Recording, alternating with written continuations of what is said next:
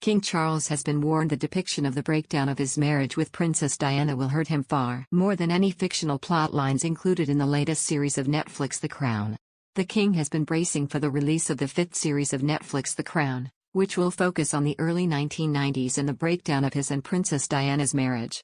Alleged plot lines set to unravel in the upcoming series have already begun to emerge, including one suggesting the then Prince of Wales attempted to pressure the Queen into stepping down. But royal commentator Jack Royston suggested the fictional aspects of The Crown will likely do less damage to the King's popularity compared to the depiction of his extramarital affair and the subsequent end of his marriage. Mr. Royston suggested writers of the series will be trying to outline how popular Charles was in the early 90s to depict the dramatic crash he experienced following his divorce from Diana. He said, Charles had a massive bounce after the Queen passed away and the country was in mourning. The public performed a U-turn and 30 points went to Charles. And now everybody's much more positive about him. I think the anxiety will be this season drags him back down again. It's not going to be the fiction that will drag him down, it's the stuff about the disintegration of his marriage to Diana, and a lot of that is true.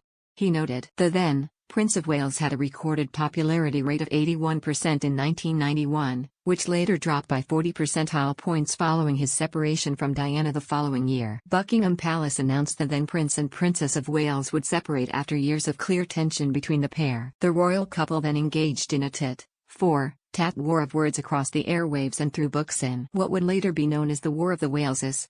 Prince Charles admitted to having an extramarital affair in a televised interview with his biographer Jonathan Dimbleby in 1994. Princess Diana retaliated the following year with the infamous Panorama interview, which was broadcast on her husband's 47th birthday.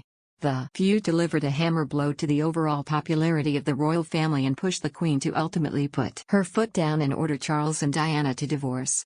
Royal biographer Angela Levin said in 2020, "This was the monarch taking over, not so much the mother or the mother-in-law, saying, I insist on a divorce. I see this as ridiculous, it's not going to work with being separated. They had to divorce."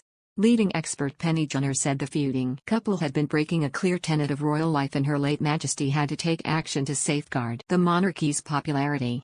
Ms. Junor said, the monarchy was going through a really rocky time because monarchy is supposed to be all about unifying the country. What Charles and Diana were doing by being at war with one another was splitting the country. Charles walked on eggshells for years in his attempt to regain the full support of the public, deploying the expertise of several PR gurus to also improve the image of his partner Camilla Parker Bowles. At the time of their marriage in 2005, Clarence House announced Camilla would take on the title of Princess Consort when Charles ascended the throne. But in a sign of the couple's success in winning over the support of the late Queen and the public, the title was changed to the customary Queen Consort, one reserved for the monarch's wife.